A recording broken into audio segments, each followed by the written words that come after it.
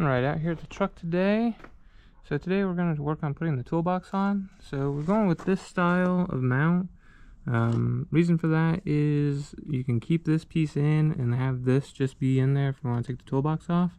And this stays, whereas if you have the J-hooks, if you want to take the toolbox off, you have to undo the J-hooks and everything. Whereas this will stay down in there. And everything. So we cut out a hole. We need to make it just a little bit bigger, but the other one we're warming up just a little bit, and then we'll put this in there and see. So you have to go down, and there's a little bit bigger void than like on the older style truck, so we'll see how that works. But we're hoping that we can squish that out and get it to stay in there and then be able to mount. So on this, the top will stay come off, and you'll just have this peg sticking up, and then you can use some washers and everything to mount the toolbox on. The toolbox, you're not really, it's not going to come flying off. It's mainly just from sliding left and right, forward, backwards. So we're going to start with this, see how it works, and we'll probably have to drill a couple holes in the toolbox. There's some slots in there, but I don't know that they'll line up exact. Then we're going to put a piece of rubber in under, just so that the constant vibration doesn't, kind of wear this away. It's all plastic, so wouldn't necessarily hurt it, but just anything we can do to protect it, we're going to try to do. So we're going to work on that and see how that goes. Just took a utility knife to cut this out. Again, it's going to be under the toolbox. You're never going to see it unless you take it off. So it doesn't have to be, super clean, but we'll have a little bit of cleanup to do afterwards. So we just set those rubber blocks in there and then tighten these up with a ratchet. So got them pretty tight, obviously starting to bend just a little bit. So we're going to go in, we've already marked where the toolbox is going to go. Just going to go up against this lip here. And then I'm going to drill the hole so that this whole thing will sit down. And like I said, put a piece of rubber on here and cut it out for this as well so that it all sits flat.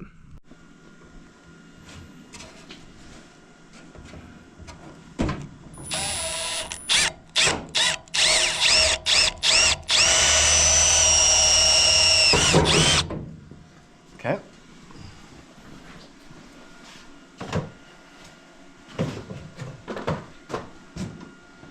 Just gonna bring this around this way just a little bit. Should be back there, right? Almost help to turn the damn lights off.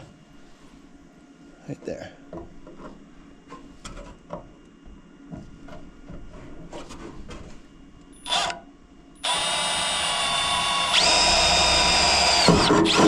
Okay.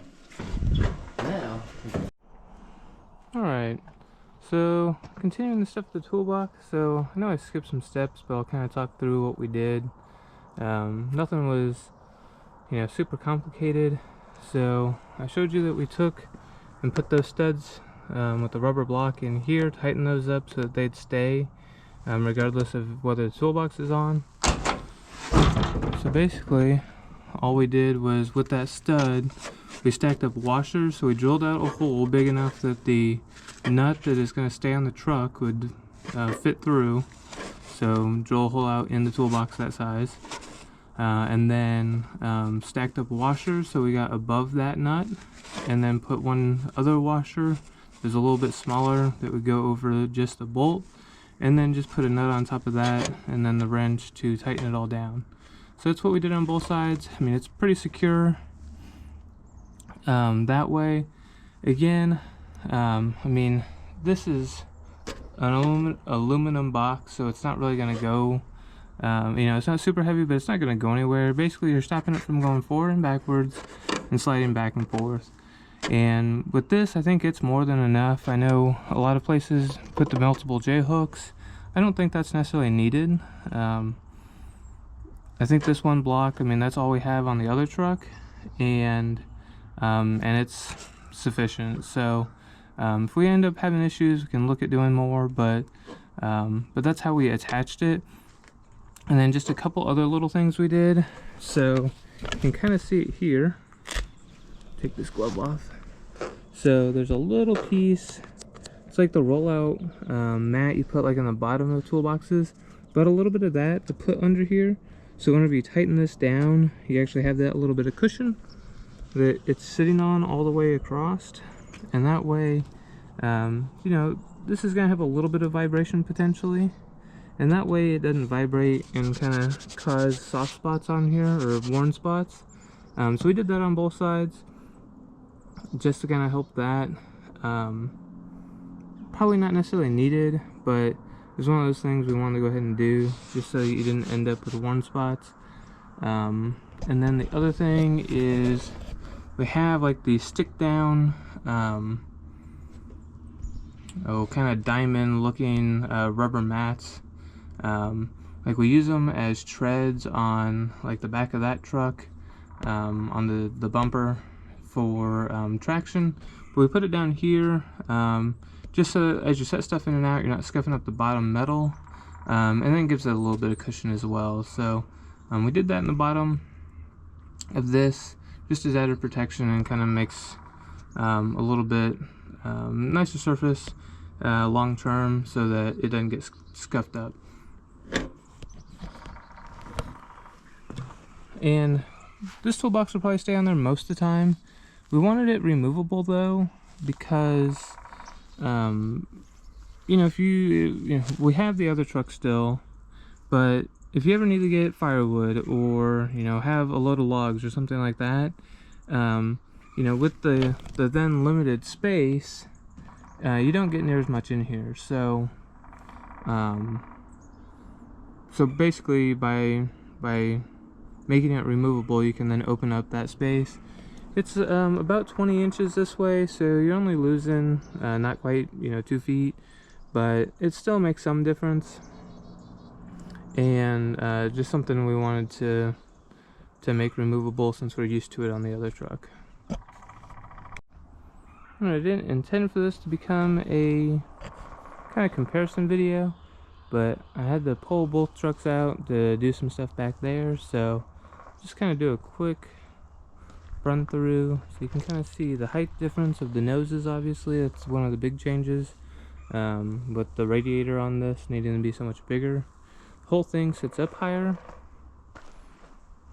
and I didn't pull this one as far forward, but you can see that like the back of that toolbox is about lined up with the back of the truck. So obviously just having that crew cab, and then it has you know, a lot of room in the inside back and the back seats.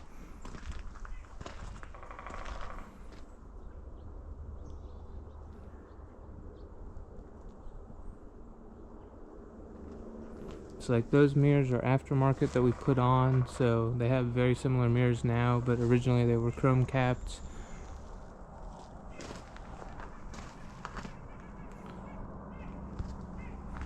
So